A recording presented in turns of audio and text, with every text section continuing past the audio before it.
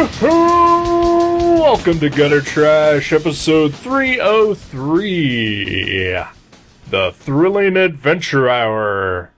I'm from Earth, and my name is Eric. I'm Jason. Howdy. Hey, isn't that too bad that we aren't on the Thrilling Adventure Hour and we're on Gutter Trash? Yep.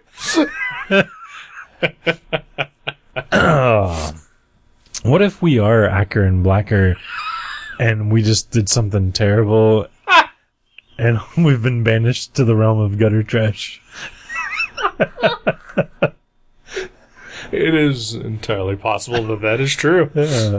Because I'm sure we've done something bad. Oh, absolutely. Yeah. Our lives cannot be this messed up and us not having done something bad at some point in time. Right? This has got to be retribution for something. Yeah. Because, I don't know if people know this, that listen to this show, but the Thrilling Adventure Hour, it's not just the comic we're reviewing, it's a podcast too, right? Yep. Yeah. Yeah, well, it was a podcast. Oh, it's not anymore? They have stopped doing it, yes. Aw. It started out as a live show done in Los Angeles, as basically done as like old-timey radio shows. Mm-hmm. They started recording and releasing them as podcasts. Ran for about 10 years or so. Close to that. Wow. Yeah. Like monthly or weekly? I believe monthly, yes. Yeah. Okay. So it was about... I can't remember when I started listening to it. I know that as soon as I heard about it, I was interested in it, and as soon as it was available to listen to, I know I started. Kind of immediately fell in love with it. Yeah. Oh, I remember. But yeah, it is a comedy podcast done in the style of old-timey radio. So basically, these are like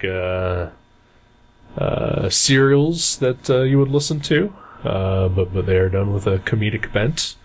Usually performed by a regular cast of some amazing comedians and then actors. And some special guest stars on occasion. Yeah. Yeah, because they mentioned some of them in the book, like in the introduction or whatever. Right. I didn't know. Yeah, like John Hamm was one of them. Yep. Yeah, that's pretty good. Been on a few. Nathan Fillion was a recurring guest actor. He's pretty great. He plays the role of Cactoid Jim. Oh, that makes sense. King of the Martian Frontier. That makes sense. Yeah. I believe he also played another character. I want to say Jefferson Reed, Ace American. Oh, okay. Yeah. I can't recall right now, though. It's been a while since I've actually listened to any of the podcasts. Right. I can't remember if I ever have. Like, I think maybe you played one for me. Right. Like, we used to listen to a lot of podcasts on drawing nights. Right. But I can't recall for sure. Yeah, I don't know if we ever did or not either. But yeah, I think they used to come down on Mondays, and so that would be one of the ones I would look forward to the most on Monday mornings going to work. Right.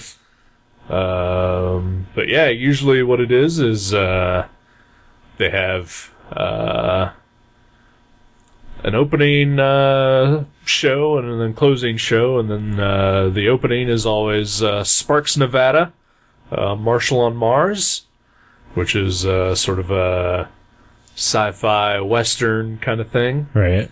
Then the closing performance is Beyond Belief, which is about a rich, wealthy couple who like to drink and occasionally run into some supernatural problems. Right.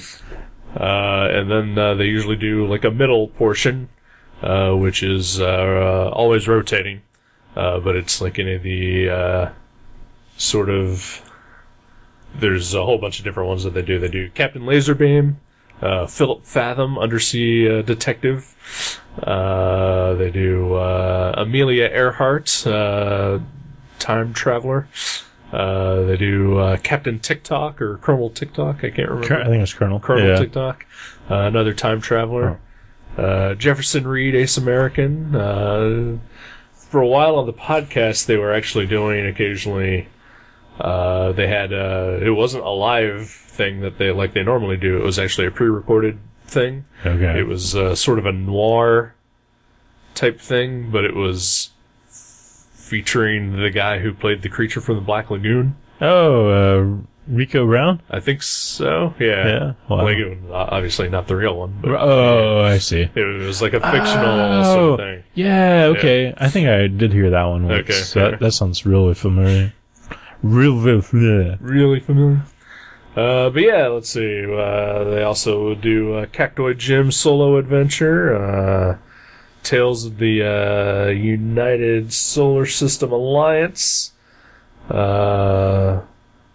Moonshine Holler, which is actually kind of a favorite one of mine that they didn't do too much, but it's about a millionaire pretending to be a hobo to find the hobo princess. Well, yeah. There's nothing wrong with that. Yeah.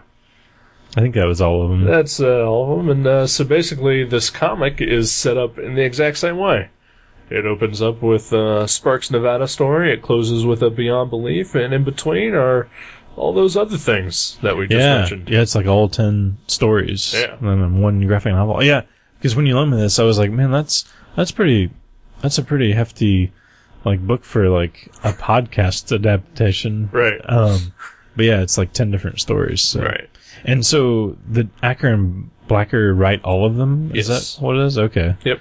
And they have different artists do all the story. And these artists have nothing to do with the podcast at all, right? No. They just hired them for this. Probably. I'm sure.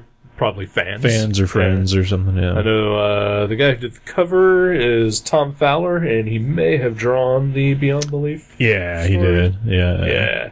I know I had seen him do some posters for the Thrilling Adventure Hour. They would occasionally just have posters for sale, advertising the show or a particular show or whatever. Okay. So I saw Tom Fowler do a couple of those before, so I'm sure he was a fan. Yeah. Evan Shaner does the Cactoid Jim story. He's kind of a personal favorite artist of mine. Yeah. I think he's a fan as well, so. That's Doc, Doc right? Shaner. Yeah, Yep, okay. yep. Yeah, he's really good. He's great. Yeah. And, the podcast, stars, the Sparks Nevada is, usually, Mark Evan Jackson plays, Sparks Nevada, and, wanna say Craig Kikowski or Mark Gagliardi plays Croach the Tracker. And, I can't remember. Croach is his, alien bug sidekick that owes him an onus or something? Yep. What is the onus? Is a debt? Pretty much. Like an alien debt? Yep.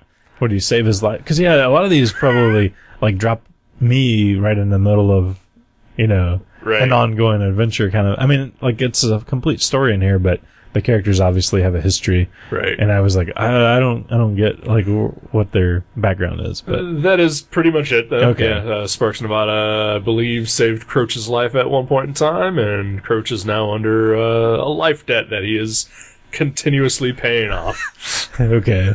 It's kind of, what I figured then. Yeah. Okay. And in the podcast, they do, there is a continuity, especially, Sparks Nevada, where it does, elements of it continue from episode to episode. But then each episode has a complete story? Pretty much, yeah. Okay. Yeah. And pretty much every one of them, though, ends on a cliffhanger that, is immediately resolved in, the first right. 2 minutes of the next episode. I like that. Yeah. That's cool. And then, Beyond Belief stars my favorite comedian, Paul F. Tompkins, and Paget Brewster as Frank and Sadie Doyle. Paget Brewster, also a fine actress, and I kind of have a little crush on her. Yeah. Yeah. More so than your crush on Paul F. Tompkins? Just a little bit. Really? A little bit more? Wow. I mean, I guess if Paul F. Tompkins had boobs, I guess is pretty much... Give it time. Yeah, I guess, yeah.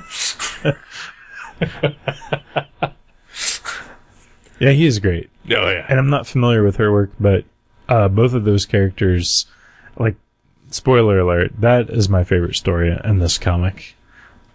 I'm gonna guess it's everybody's favorite. It's really good. I think the majority consensus among, thrilling adventure fans is that Beyond Belief is the best one. Well, it's weird. It's weird because, obviously the characters aren't super likable. Because they're just like drunk millionaires that are really into they're like if Hellboy was a drunk millionaire couple. Right. Who also did not care about the supernatural. Yeah. They just keep getting involved. But it was weird because, I like a lot of the characters in the other stories, and I like, the stories are well written, but there's something about the way that one was written. Right. Like, the dialogue is so good. Oh, yeah. I honestly flipped back to the beginning and I was like, well, was this one written by somebody else? And that wasn't supposed to be insulting to the other stories. It was just that it seemed like they really put their A game on to write every bit of dialogue in that story. I think so. And I think what helps is that, they have the performances by Paul F. Tompkins and Patrick Brewster to base it off of. Right. It's like a springboard. Right. And I'm sure, when they wrote it originally, they had an idea in mind, but they bring those characters to life so well right. that has to influence the writing. Yeah. Even if, they're writing it for a medium where it's not going to be performed by those people. But by now, they did 10 years worth of this, every month. And they still do live performances, they did one at New York Comic Con last week. Oh, cool. But they're not, an ongoing concern anymore. Right. But, when they're writing, because right now Image is actually publishing a Beyond Belief comic, yeah. An actual separate thing. Yeah. But, I'm sure that, having 10 years worth of history with that and having PFT and then Patrick Brewster's, performances behind it, influences. Just kind of gives it a life it gives it a life of its own. Yeah. But even there's a lot of supporting characters that I'm assuming, the Pharaoh mummy gang, who are amazing. I'm assuming they're not reoccurring characters, but right. Even their dialogue was so good. I was constantly at least twice a page I was like, man, that's a good line. Right. Really impressed with the dialogue in that story. Again, I think that just goes back to when one thing is elevated, it kind of raises everything else too. Right. Yeah. I could see that. And unfortunately for me, this is kind of where things start to fall apart. Oh? Yeah. How's that? Because I am a fan of the podcast, and I am so familiar with, listening to these stories, being performed by actors and comedians right. that, there's something lacking. I think... Oh, I see. Yeah. Well, see, I know exactly what you mean, probably, because not being familiar with the podcast, this is my introduction, kind of. Right. But I've tried reading, Futurama and Rick and Morty comics. Yeah. And they're good. Sure. But they're not as good. It doesn't have the same delivery. Exactly. In my head, I'm trying to do the voices and, exactly, and do the lines and be I'm not those people. Right. I'm not a millionaire for many reasons. One of them is that I'm not those people. I'm not Dan Castellaneta or whoever. Yeah. And I think the Beyond Belief story in this I think comes the closest that it can to matching listening to one of the episodes, right? And it's the dialogue, absolutely. It's so pitch perfect, that it comes really close to matching how the show actually is. Okay, but all the other stories, exactly. I've been reading the Rick and Morty comic lately, and I enjoy it. Yeah. But mostly for me, it's a Rick and Morty delivery system until the next season starts. Right. It's not the same. It's not as good, right? Right. And so even though I can hear Mark Evan Jackson, reading Sparks Nevada dialogue in my head as I'm reading the story, it's still just it's not there. Right.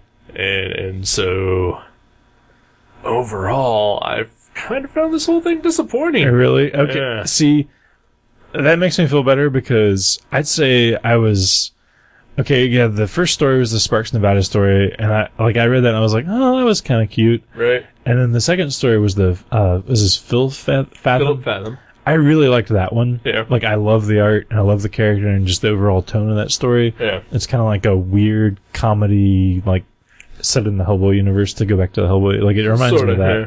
But I really liked that one, but then it took, like, maybe, like, 6 stories later before I found, more Another that... one, right. Like, yeah, most of them I was like, well, that was okay, and I had good art. Right. But most of them I was like... Because between every story, there's like these old mock ads. Right. And those are awesome. But in each one of those, there's some sort of quote from a comedian saying like, this is fucking hilarious. Right. And I was like, well, it's kind of funny. Right. But I don't get the fucking hilarious thing. Yeah. But I would say the Beyond Belief story was fucking hilarious. It was definitely funny. I think the only one that I actually laughed out loud was actually in the Cactoid Jim story. With the murder men. The murder men were really good. Yeah. Yeah. Yeah, some of their, like, just kind of, like, off-screen banter. Yeah. It was really good. He's like the Old West Martian, right? Yeah. Or no. Yeah, is he Martian? He's from Earth as well. Cacto Jim is a spin-off of the Sparks Nevada series. Okay. He was a recurring character there, and it became so popular because he's performed by Nathan Fillion. That he got a couple of spin-off stories here and there. But yeah, he is from Earth. Just happened to be raised out in the Martian frontier. Yeah, and he's really good. He's kind of reminds me of like a more Wild West version of Indiana Jones, sort of. Yeah, kind of. And he was really good, and the art is, like you said, Doc Shaner. He's great. Yeah, yeah. The art in this is very good. Oh yeah, it's quality. Yeah, but I also have to think, I think that sometimes maybe the art didn't exactly fit the story. Oh yeah. Yeah.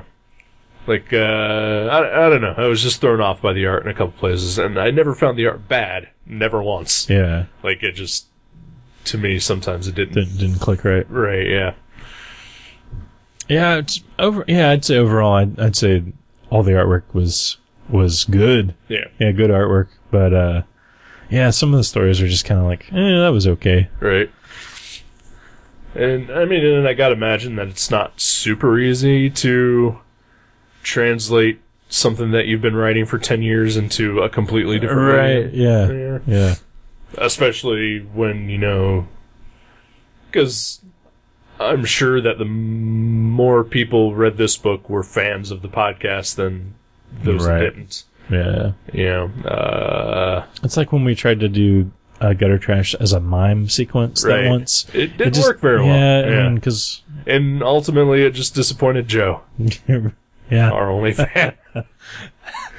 Yeah, he doesn't like the mimery. Nope.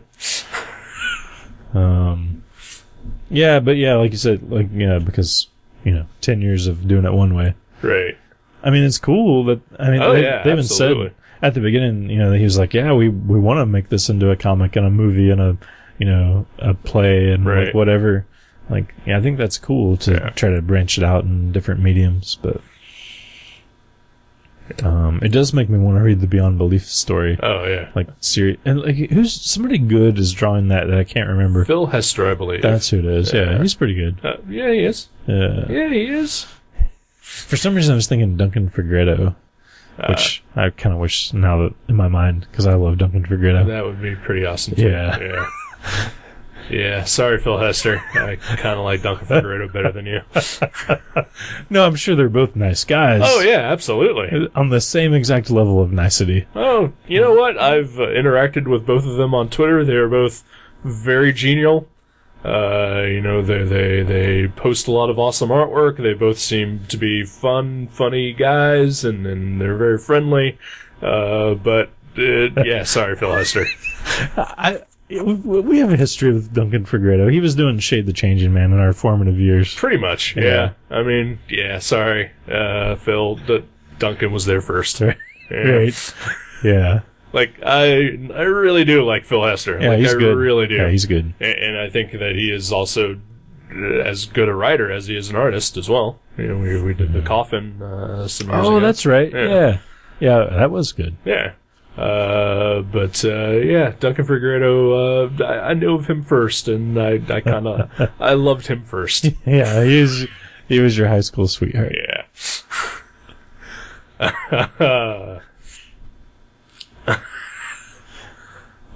What other stories? Let's see. There's the Captain Laserbeam.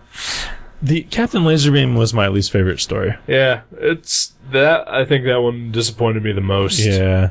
Because the actual show is kind of one of the funnier ones. Really? And I don't feel like they captured anything that's good about that at all. I've never heard Captain Laserbeam, but I did find myself looking ahead to see how many more pages that story was. Yeah. That's not usually a good sign. Not usually, yeah. Let's see. Jefferson Reed, Ace American. I like that one a lot. Really? That's mostly for the artwork. Okay. That's some of my favorite art in there. I wasn't familiar with Evan Larson, but I really liked that art style.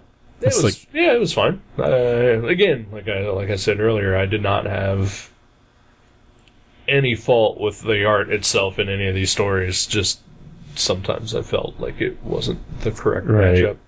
I think I mostly felt that with the Captain Laserbeam story. Yeah, I could see that. Like, I felt that one needed to be drawn in a more traditional superhero style. Rather Right. than the real cartoony style that it was in. It was almost like everybody's face had a wink kind of look to it. Yeah.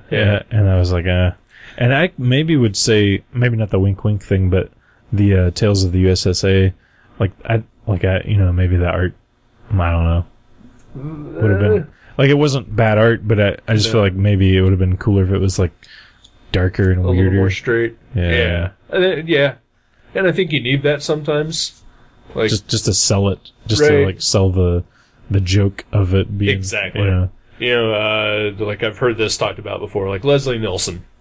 He's great in Airplane and, the first couple Naked Gun movies. Right. And it's because he is doing it dead serious. Oh yeah, right. But the minute that he is in on the joke is the minute that it turns terrible. It's hard to watch, right? Yeah, like Dracula Dead and Loving It. Right. Yeah. Yeah. And I think I may have mentioned this story before on here, but Joanna Eastep, I've actually met her. Okay. She drew the Moonshine Holler story. I accidentally showed her pornographic drawings that I drew. I remember that. Sorry, Joanna Eastep. You seem like a really nice lady, and I really didn't mean to accidentally show you pornographic drawings, but yeah. Yeah, she's great. Her artwork is, that was one of the best drawn ones. I definitely agree with that. Yeah. I thought that one was a little long, but also one of the better written ones. Yeah.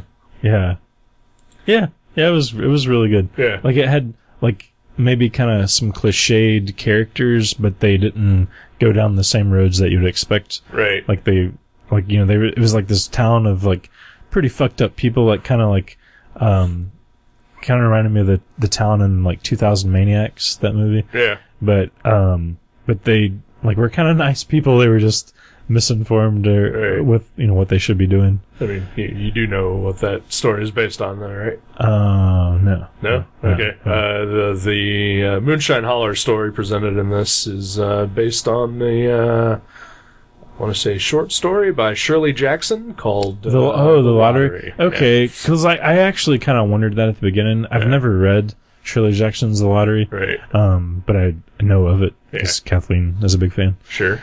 So I kind of wondered that because they mentioned the word lottery in there. Right. And I was it also takes place in Jacksonville. Oh, do they both do? Okay. Well, this story took place in Jacksonville. Shirley Jackson. Yeah. I gotcha. I'm a little slow. Yeah. And I'm also gonna say I think that one was actually adapted from one of the podcasts. Oh, really?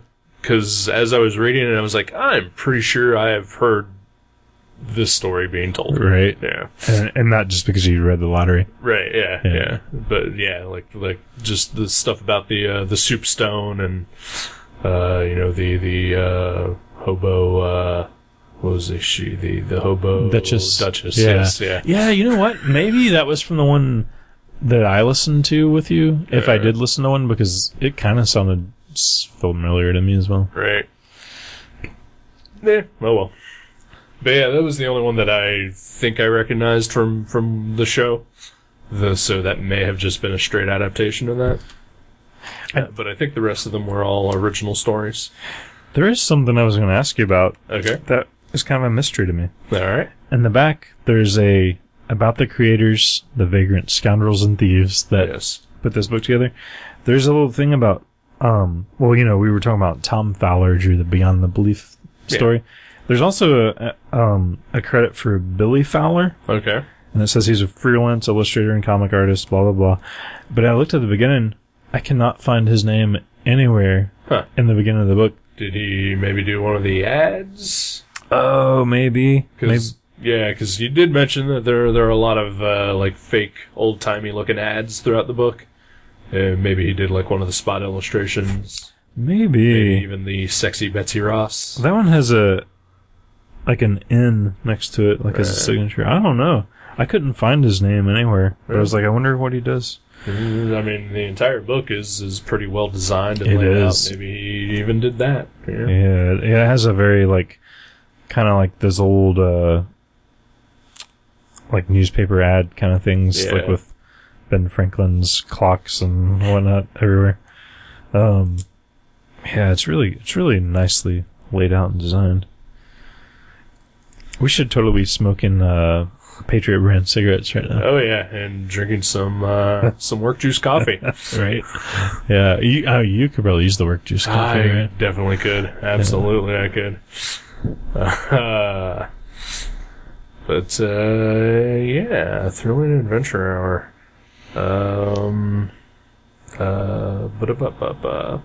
It's good stuff. It is good stuff. Are they doing more of these? Do you know? I don't know. I mean, like I said, they are doing the two.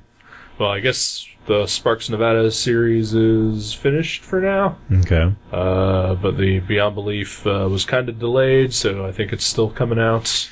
Yeah. But other than that, I haven't really heard much of anything.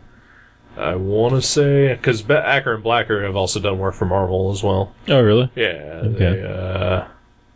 I don't think they've done anything regular, but I know they did the Wolverine Season 1 graphic novel. Oh, okay. Yeah. Which I think was their first work for Marvel. Really? Was that funny? Not really. Okay. There was one or two amusing parts in it. Right. But for the most part, it was just Wolverine's origin. Huh. Okay. Which is always funny. Oh, of course. Wolverine, the most hilarious character in comics. They've done some Deadpool stuff, I think. Well, that makes sense. Yeah, I think they did a run on Thunderbolts when it was Red Hulk, Punisher, Elektra, Ghost Rider, that team of Thunderbolts. Huh. All new, all different, all dancing, all partying, Thunderbolts. So they always write together then? I guess so. Okay.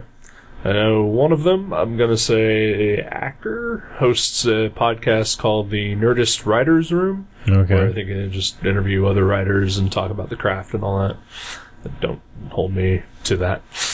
But, I mean, I don't think that they've split up at any time or done too many separate things here and there. At least none that I know of. Yeah. But they're a fine team. Yeah. They did a movie once that I saw. I can't remember the name of it, but it had a couple of the people from Thrilling Adventure Hours was in it. It was about an alien who took over an office. Actually, I think the name of the movie was called Drones. Okay. Yeah. Never seen it. It was kind of funny. Mark Evan Jackson shows up and says he's from Earth. Who? Mark Evan Jackson, who plays Sparks Nevada on the show. Oh, yeah, okay. Says he's from Earth. Nice. Yeah. I mean, sadly, the book was good, but as a fan of the podcast, I've found it a little lacking in places. Right. But this was a Kickstarter project that I backed. Oh, you did? Okay, cool. Yeah. And I got the book. For some reason, this is a second printing of the book, not the first printing. Oh. That was supposed to go out to Kickstarter backers, but it was also about 2.5 years late. Because I also wanted to get the concert DVD that they released with it as well. Because the part of the thing, the Kickstarter was they wanted to do this graphic novel, but then with Kickstarter you add stretch goals. Right. One of the stretch goals was they were gonna video, tape one of their live performances. I believe it was their 8th anniversary at the time, and release it on DVD so that people like me who will never go to California. Right. Because people out there carry guns. Well, that and, it is pricey. Yeah, right. And I am poor. So I will probably never go to California because of that. Sure. But, at least as far as I know. But yeah, they released a DVD so that, others could see what the Thrilling Adventure Hour live show experience is like. So, because of that, I got this book about 2.5 years late. So they'd probably just sold through all the first printings. Like, we'll just give them a second print. Probably, yeah. Still, a little disappointing. Right. Yeah. Yeah. Huh. But it's made by the fine folks over at Archaea. Yeah.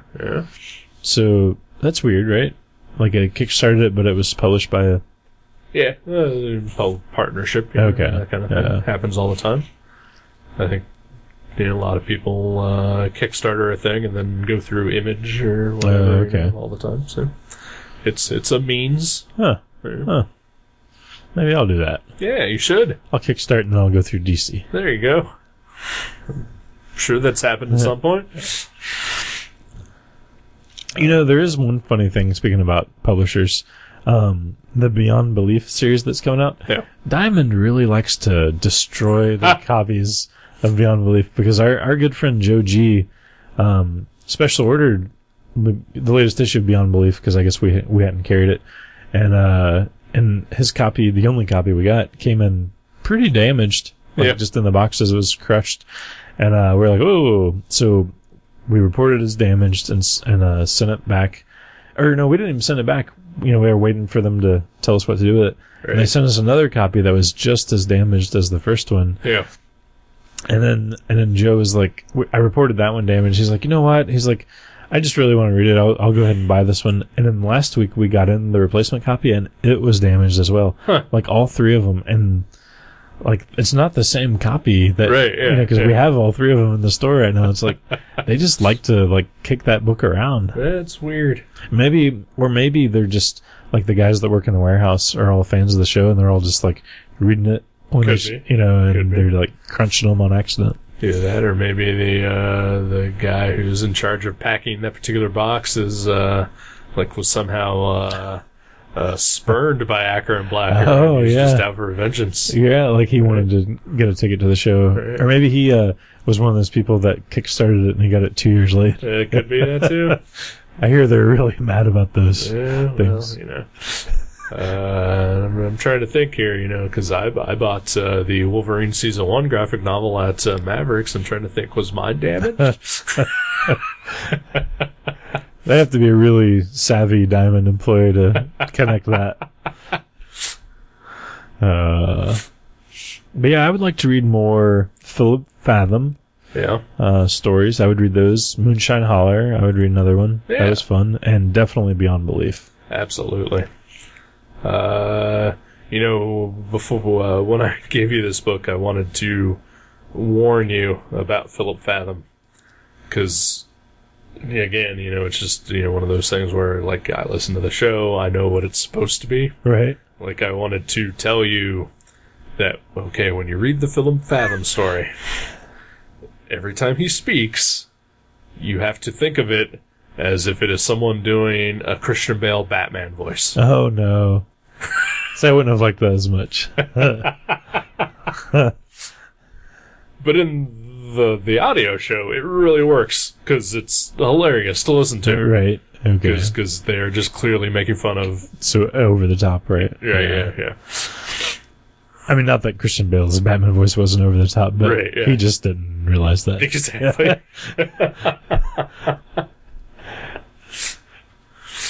Yeah. Yeah, cool. Yeah, pretty cool book. Overall, it's a fun thing that happened, and I certainly don't regret contributing to it. Yeah. And, I'm a fan of the source material, and I certainly wish Acker and Blacker, much success and luck, and hope that they can continue doing this in one other way. And honestly, I would kill everybody's grandmother to get a Beyond Belief TV show. Yeah, right.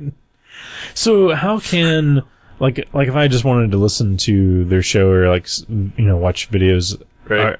Do you have to subscribe, or can you just like watch it online on YouTube or something? You can't watch it because it's an audio podcast. I mean, don't they occasionally do live They theater? do, well, I mean, it's all live, but it's all audio. Oh, okay. Because I mean, when you were talking about the Comic-Con one, I thought maybe they got in costume and did. Nope. Okay. They usually all wear suits or whatever professional actors do. Right. Okay. They look nice. They Oh, look okay. presentable. So they just do it, audio style. Then. Yeah, they do it like they're doing a radio show. Okay. Yeah. Like you saw Haunted Honeymoon, right? With Gene Wilder and Gilda Radner. I don't think. No. Oh, that's too bad. That's my next pick. No, it is not. But no, yeah, they basically they do it as if they are recording a radio program. So it's just actors in front of microphones. I'm sure you get to see their cool facial expressions. Oh when they yeah, absolutely. Get in the character. Yeah. I'm sure they do some stuff, for the live audience. I'm sure. Right. Yeah. I can't imagine Paul F. Tompkins just standing in front of a microphone and just reading. Right. Yeah. Right. Yeah. So, where would you go to, I believe if you wanted to listen to the show, you can go to thenerdist.com or nerdist.com and find, I believe they are the hosts of the Thrilling Adventure Hour podcast. Mm-hmm. Or you can go to iTunes or wherever you download your regular podcasts from. But yeah, if you just wanted to try an episode, then I would suggest nerdist.com. Okay. Right. Cool. Or, you know what? Fucking Google. Google? Thrilling Adventure Hour. Yeah. Podcast. Google, that's like a search engine, right? It's like Bing. It's kind of like Jeeves. Okay. Yeah. I gotcha. Okay. Yeah. I love Bing and Jeeves. Yeah. So yeah, and then hey, maybe someday when you're hanging out, we can watch the live concert video. Oh yeah, that'd be cool. That would be cool. We should do that. I haven't watched it yet. Oh really? Yeah. You waited 2 years and you haven't watched it. Well, I was gonna watch it with my girlfriend. Yeah. Okay. That's the end of that story. Yep. Well, yeah, we'll watch it. All right. I'll doll myself up and you can put your hand up my shirt while we're watching it. Excellent. We'll recreate the experience I would have had. That's right. Alright. Want to take a break? Sure, yeah.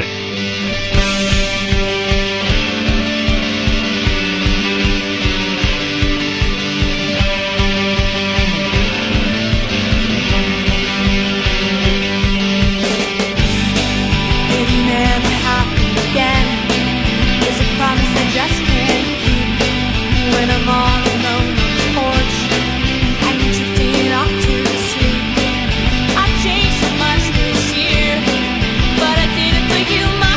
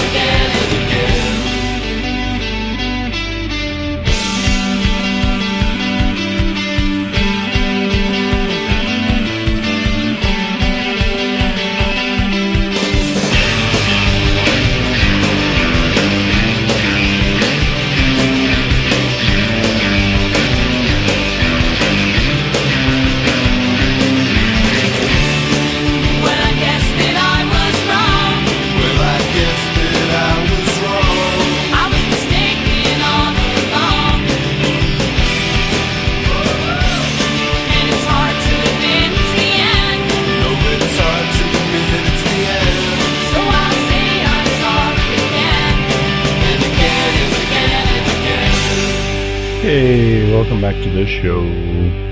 Hello. Hey, Hey. what's happening? Not much. Yeah. Yeah. What's happening with you? Nothing too much. Yeah. Went to a funeral this week. That's exciting Yeah. and fun. It's always good. Right. Yeah, one of my aunts was really old and sick, and she passed away.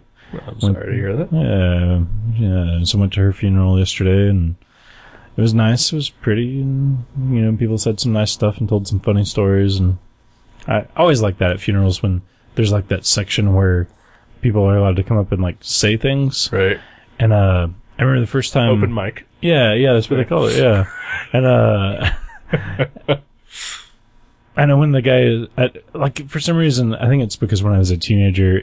I'm going to admit something pretty terrible here. I used to go to a lot of poetry readings.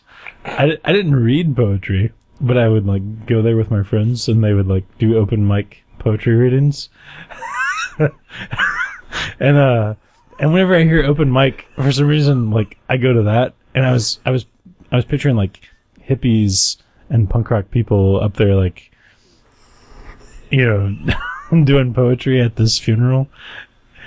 And like the kind of people that would do the open mic poetry at the poetry readings, it was pretty diverse. There would be like one lady went up there and pulled out one of her tits and did like a poem about breasts, like stuff like that. It was like supposed to be like pseudo shocking or something. Oh, some of it was really bad. Nobody pulled out their tits at the funeral, which was good.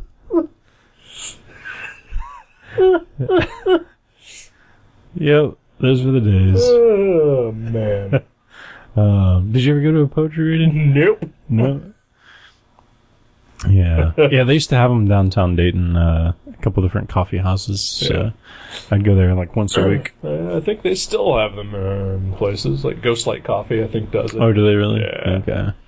Or at least they maybe have some sort of like spoken word thing. I wouldn't mind that if people were just like telling stories. Yeah. I would not mind that as much, but I also know that people who do that can be just as awful and pretentious as poets. Oh, it was pretty pretentious. I mean, some of it was actually good. Like I had my friend Michelle used to go, and she would like hers were kind of like little stories, but they had like a poetic edge where like things were. It wasn't just like I did this thing. And, it was like kind of like artfully told. Yeah. But a lot of them were just super like trying too hard, pretentious. Yeah.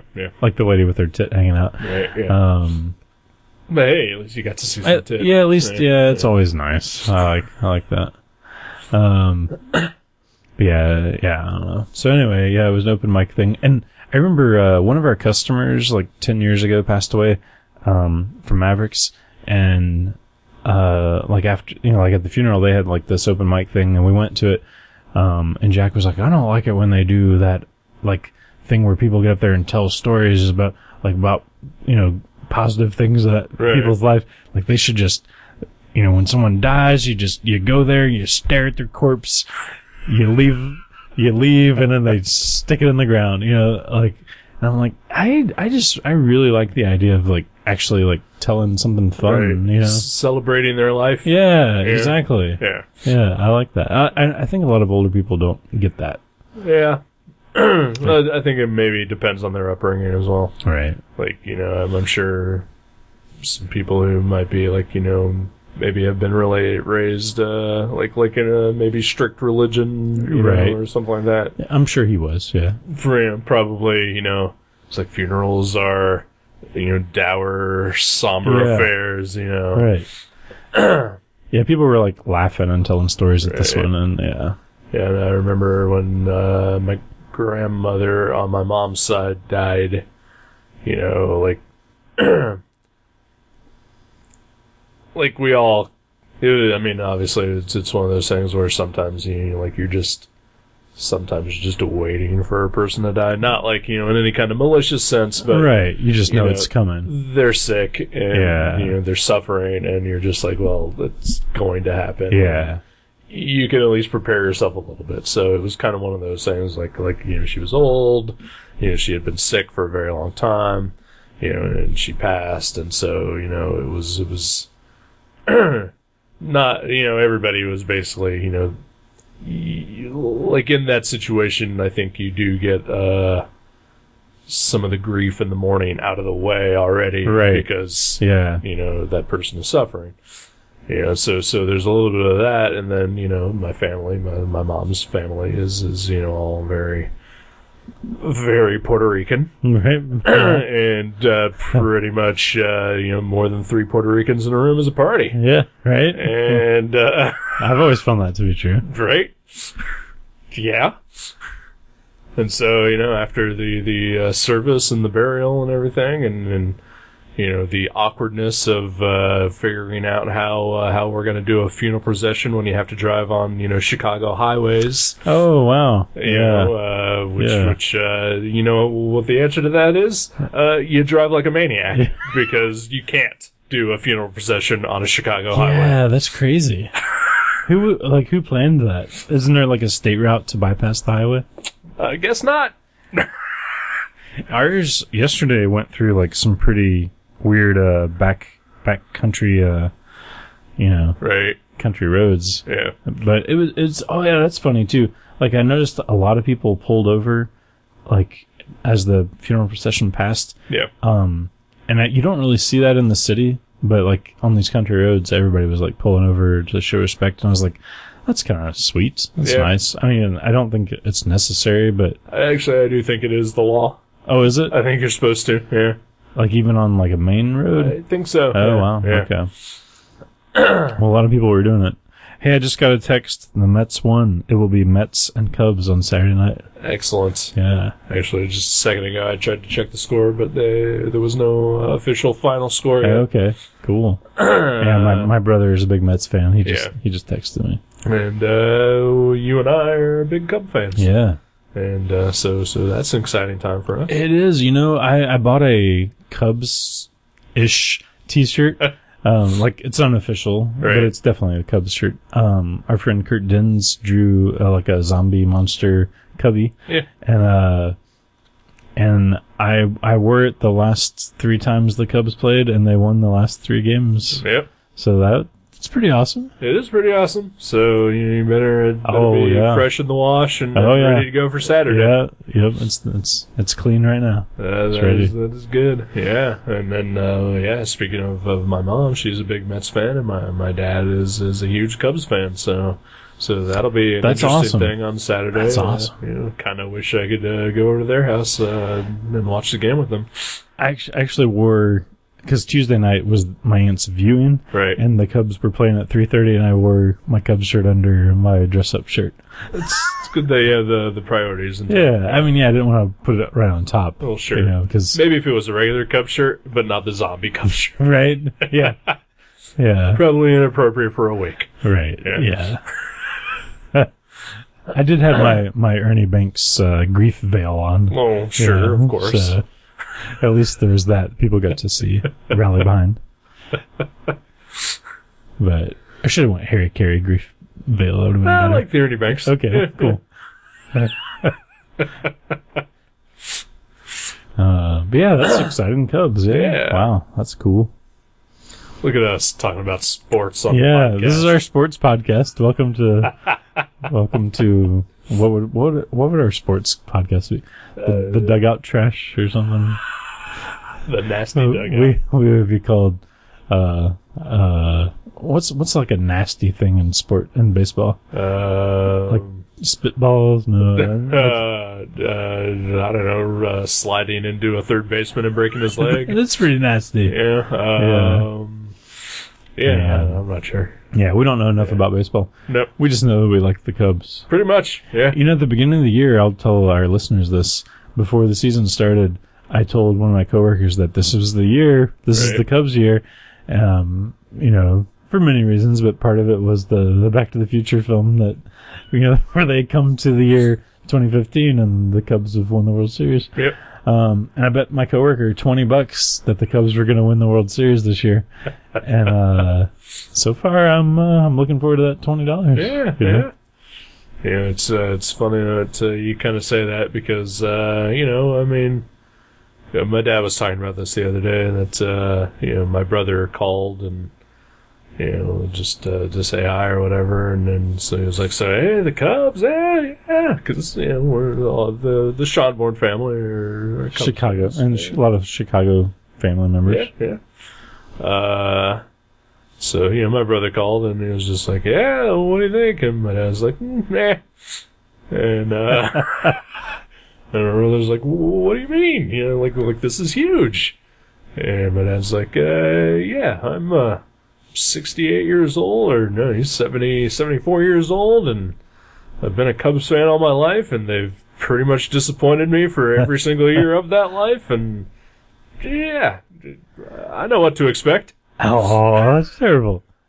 But he's not wrong. He's not wrong as far as track record wise, but this is the year. This is the year. Oh, I'm absolutely hoping it is. And I'm with you. And sure, we've got the Back to the Future thing as well. Right. Robert Zemeckis is not often wrong. No. And except for maybe when he does those weird 3D animated CG movies, like Beowulf and... Oh, did he do that? Yeah. I didn't know. And what was that other one with Tom Hanks? The Polar Express, Oh. where everybody has creepy dead eyes and... I didn't know he did those. Oh, yeah. Oh, wow. Yeah.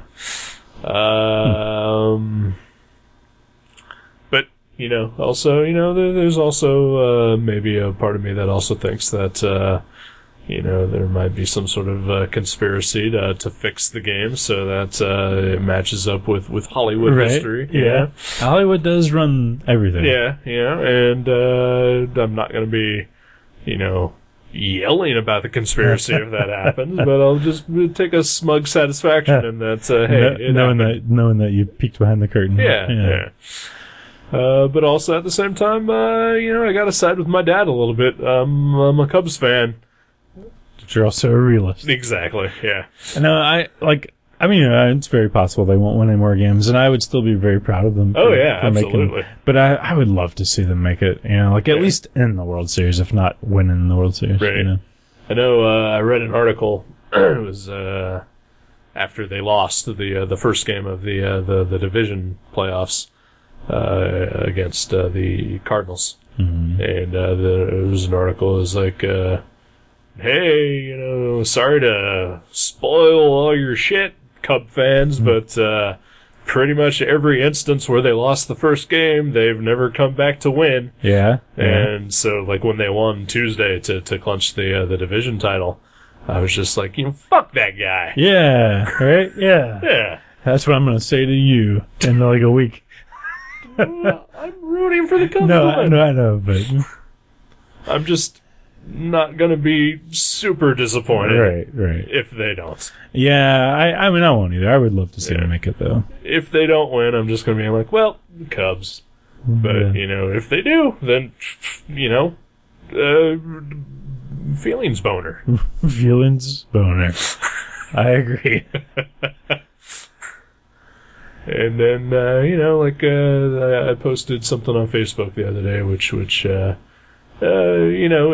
was kind of an encapsulation of a lot of darkness and sadness that I'm constantly always feeling.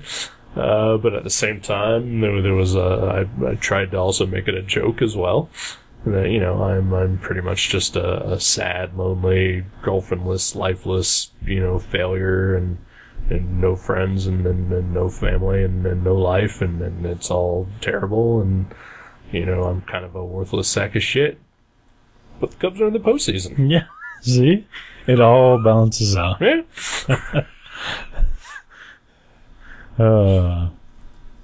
Go Cubs. Go Cubs. And of course, by the time this episode airs, all of this will have already been settled. Right. And we will just... People like, the Cubs were in the playoffs right, at one point? Yep.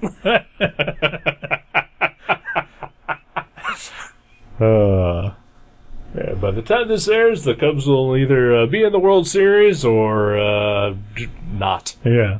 Yeah. Man, I hope it's the former. I hope so as well. That would be awesome. Yeah.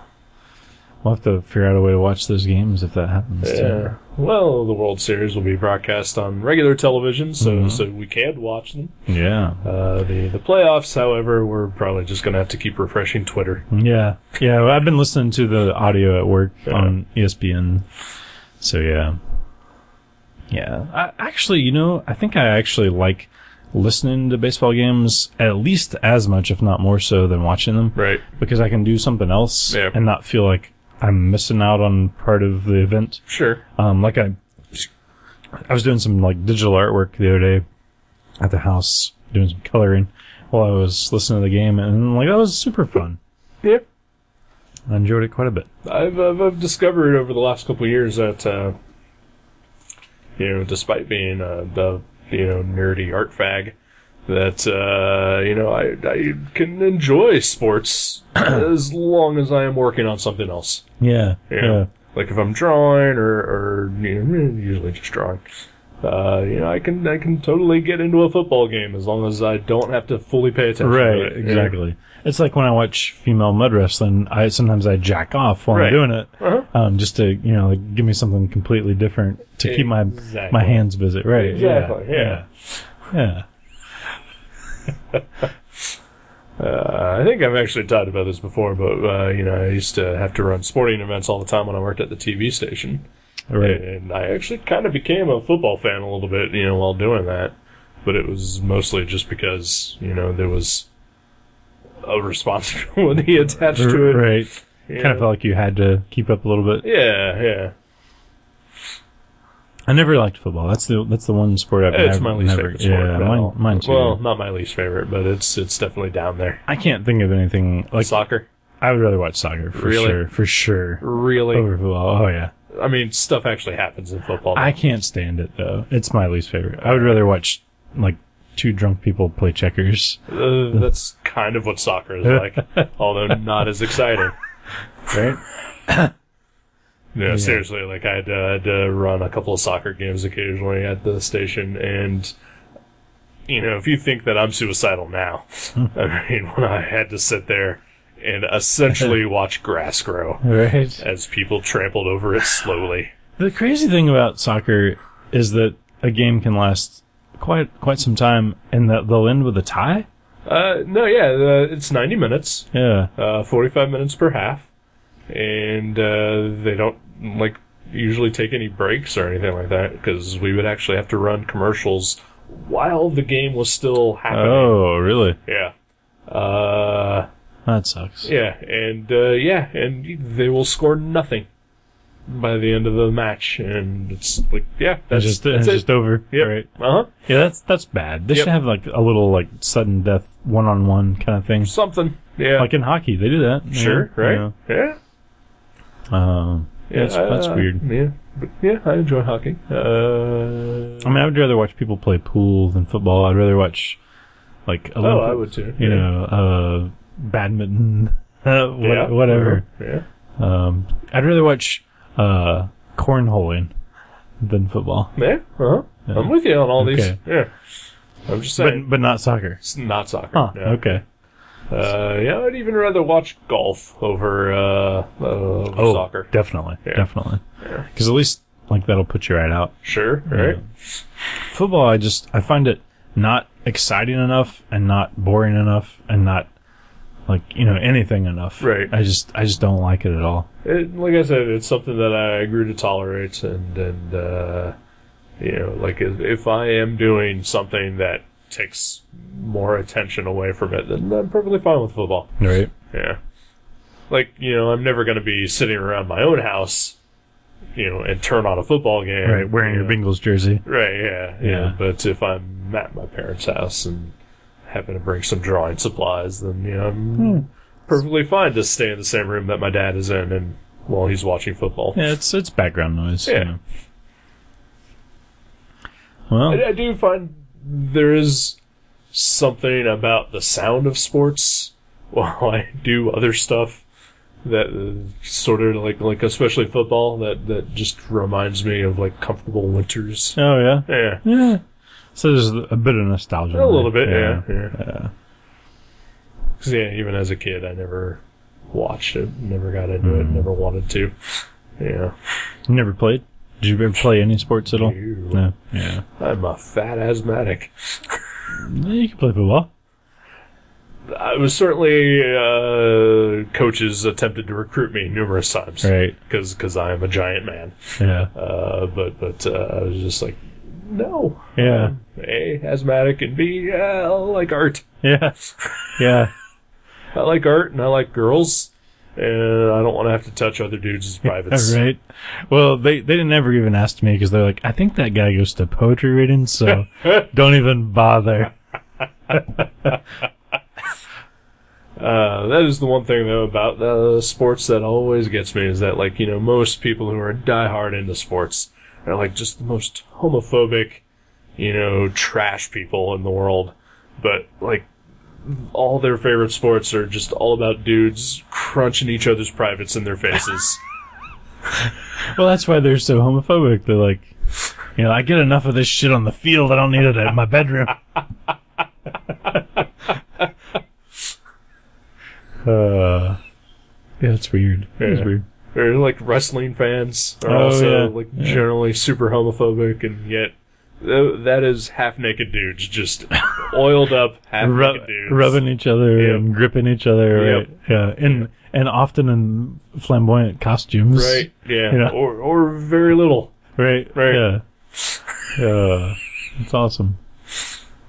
Yeah, I think everybody's a little gayer than they want to admit. It's true. That must make us super fucking gay. Yeah, we're pretty gay. I'm fine with that, though. No, I'm totally fine with it, too. Yeah. Oh. So you went to a funeral? Yeah. That's about. Yeah, I did some drawing, went to a funeral. That's all I've done. Yeah. Well, that's good. I mean, not the funeral part, but the other stuff. It was good to see family. I mean, some people from Tennessee I hadn't seen in years came by, so it was nice. And we this is funny too. I actually met a guy there. He's like the husband of like my aunt's cousin or something. But I met him there, and like we were talking for a while, and I was like, oh, this guy's really nice, and like he's just really interesting to talk to, like, because we were having dinner after the funeral. Sure. And I was sitting right across from this fella, and he's an older fella. I'd say he's in his like maybe early 60s, and but he's just like real knowledgeable and interesting. And he was talking about different things that he cooks and like recipes. He's like, oh, if you're vegetarian, you'd like this, and I could cook this for you sometime, and like here's what I use. And I was like, wow, he's just a really nice guy. And then he started talking about how he thought that the Sandy Hook massacre was a hoax, and that how Obama wants to take all of our guns away so he can like just easily put us under his thumb, and we'll just be crushed by his authoritarian rule. Yeah. And I was like, well, I'd still like to eat his vegetarian cabbage rolls, but he's nuts. So I guess that's a theory that, like, a sheriff said that the Sandy Hook thing was a hoax. Yeah. And because the guy that was sitting across from me, I'm not going to say his name, right? But he was like, if you notice in those videos, you never see an ambulance or anything there. And I'm like, really? I'm pretty sure you do. Yeah. But he's like, yeah, it's all, and then he's like, and then they destroyed that school. Why do you think that is? It's like, just weird association with a terrible event. Right. Yeah. But he's like, no, something happened there. What are you talking to, Jack? It was not Jack. You're doing your Jack voice. Yeah, but Jack would never recommend any sort of vegetarian food. Oh, that is true. I guess it is sort of just your generic crazy old man voice. Yeah. Well, see, yeah, if I would have been telling just the like cooking part, like I wouldn't have been doing that voice. Right. Yeah. But apparently that's a theory, right? Yeah, I think I've heard that theory. What the hell? And I think there's another thing where, like, there's, like, video of, like, one of the teachers or whatever that is actually, like, she was also at another mass shooting or something like that. Oh, like all the kids and teachers were all actors. That's the theory. Yeah. So, or the teachers were actors, but they really did kill the children. Who the hell knows? That's so weird. I don't even want to put the energy in. I know, right? Like whenever he was talking, I was like, man, I'm already drained because I've been at a funeral. I was like, right. I just kind of sit there and stared at him after, like, because we were like talking and engaging each other. Right. But after he went on to crazy mode, I was just like, I'm gonna go get some more coleslaw. Right. And I got up and left, and I was like, I just don't want to do this. Yeah, that's also weird that apparently he would use that opportunity to bring all that stuff up. Yeah, right. Yeah, like no instance should that stuff be brought up ever, because it's crazy banana cuckoo. Right. But yeah, like at a relative's funeral. Yeah, right. Just well, at least it was like at the restaurant down the road, you know. But still, yeah. But I mean, yeah, right. Like nobody wants to hear that, right? And I mean, yeah. Like, what would the purpose of that being a hoax be anyway? Well, to say, hey, we need to get guns off the streets. So, right. You know, like, okay, so then are the hundreds of other mass shootings that we have had since then or before then, were those all hoaxes as well? Pretty sure they were. Okay. It was the same people that put on the Holocaust. Do you remember that? Oh yeah. Okay. Yeah. Yep. It was a big production. Well, you know, as we all know, the Jews were actually armed, and so they were able to prevent the Holocaust from happening. Oh, yeah, that's right. Yep. You heard about that, right? No. No, there was one of the Republican presidential candidates, Ben Carson, who after the most recent, and it's sad that I have to say the most recent, mass shooting, basically said that, taking the stance that, all the right-wing nut jobs do of, well, if I was there, I would have fought the guy, or, right. like, if there would have just been more people with guns, they would have solved this problem, that kind of thing. He's one of those, and I think he said something to the effect that, if he'd have been there, he would have charged at the guy. I guess it came out that he actually was involved in an armed robbery at some point, and he told the armed robber to shoot the employee. Wow. Yeah. Like he was at the place that was being robbed, or he was like helping commit the robbery. Kind of, yeah. But then recently he came out and said that had the Jews been armed in Europe, and then during before the days of World War II, that they probably could have prevented the Holocaust from happening. Because they would have been able to defend themselves. Right, yeah. Because if everyone just had a pistol, and a large armed force comes into your town, sure, you're probably going to be able to take them out with your little pistol. Sure, yeah. Yeah, it's really scary to me to think, first of all, that people think that makes sense, but second of all, if it did make sense, and like make sense enough to actually be passed as law, I would be really scared to leave my house if I thought everybody out there had a gun. Right. Like, that would be so scary to me. Yeah. I would not want to leave my house. No. Yeah. I mean, I don't want to leave my house as right? is. Yeah. And this is where, I'm feel relatively comfortable knowing that not everyone I'm around has a gun. Right. Yeah. Just your pizza delivery guy. Maybe, yeah. The Chinese guy. Pizza guy probably does have a gun. Oh, yeah, I'm sure. Because, they probably have to go to some sketchy homes. Oh, yeah, I'm sure. Yeah. Yeah, I don't know. Like I said,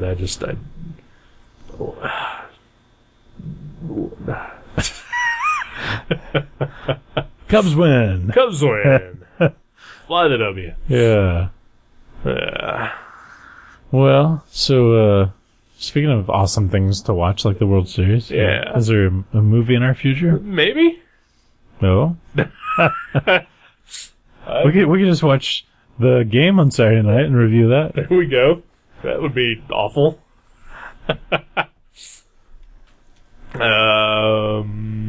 So I've been thinking about a movie to pick, and I guess it is Halloween-ish. It's October. It is. It's like the middle of October. It is. And so I figured, well, maybe we should watch some sort of horror film. I'd be down. You know, again, I don't know if we're actually going to do a separate Halloween special or anything, but you know, I wouldn't mind. But we could yeah. just do Halloween-themed episodes. Also perfectly fine. So I'm going to pick a horror movie that I kind of want to see. It actually recently just came out. It's a horror comedy. Although I guess if I was a real dick, I could say we could go on a field trip. Oh, no. Yeah. To a theater? Yeah. No. Unless you want to do like a Monday morning thing, I'm out. I wish I could do a Monday morning. Yeah. I wish I could. I won't do an evening or weekend thing. All right. Because Guillermo del Toro's Crimson Peak comes out this weekend. Oh, that looks really good too. Yeah, that would be awesome to watch. Yeah. Okay, I'll just find something at the video store. Hopefully. I hope I can find this movie. Okay. But the movie that I would like to watch is called Gravy. Gravy? Yes. Okay. Wow. That sounds great. Yeah. Okay. Never heard of it. I only heard about it like a week ago, and I read a review of it. I was like, yeah, it sounds like it could be fun. Okay. Is it newish? Fairly new. Like came out, I think, the 1st of October. Okay. That's right. You said it just came out. That's yeah, right. Okay. I for some reason I was thinking of Crimson Peak when you said. Yeah. Okay. Yeah. Cool. Yeah. Gravy. Sounds good to me. All right. I might actually have some gravy for breakfast tomorrow. Made out of meat juice? No, like mushrooms and soy, probably. Oh, okay. Yeah. That's barely gravy.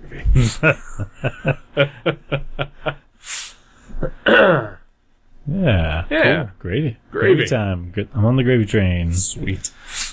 All right. We'll do that shortly. Sweet. Sounds good. Okay. Goodbye, everybody. Bye. Go Cubs. Go Cubs. Thank you for listening to Gutter Trash. You can subscribe to the show from guttertrash.net or from iTunes and leave us a review. Visit guttertrash.net for email information and for other podcasts and websites in the Gutter Trash Network. Thanks again for listening, and we'll see you next time.